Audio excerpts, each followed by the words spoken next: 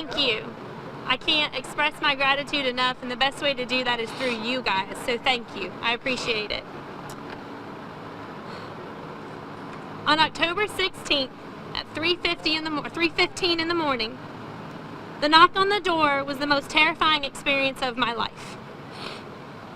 I could hear the dispatcher on the radio outside, but my husband wasn't due home for another 3 hours. I opened the door to at least 4 uniformed officers from multiple agencies, standing on my porch telling me that my entire world had been shaken, that my best friend was in the hospital fighting for his life. The last 2 weeks have felt like that moment right before you collapse. When your hands tremble and your knees go weak, you brace for the fall. But when you open your eyes, you realize you're standing, but only because of God and this community is holding you tightly. When I think of all the ways we've been blessed since that night, it is emotionally overwhelming.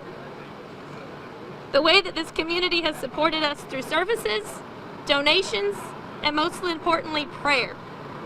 It's like having the world's tightest hug when you feel like collapsing. RSI Towing and Recovery and the Big Clock of Berea are just another part of this community. This is yet another example of the way we have been supported and loved.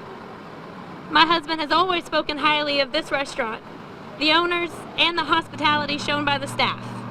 A place of peace for my husband to eat and relax in between calls. I've always heard of the love he has for the Big Clock of Berea, but today I see that the love that the Big Clock of Berea has for him. I see the support that RSI Towing and Recovery has for him, not just the car in the roadway that they rescue.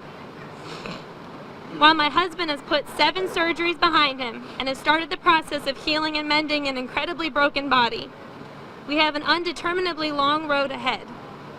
We face permanent disfigurement, permanent disabilities, and future surgeries in the months and years to come.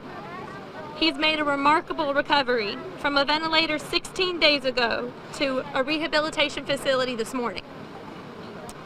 We have seen physicians work extremely hard to piece my husband back together.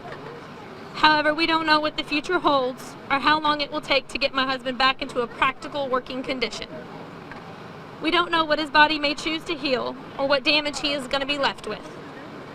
He suffered a traumatic brain injury, and they vary greatly. We're preparing for the worst, but we are praying for the absolute best.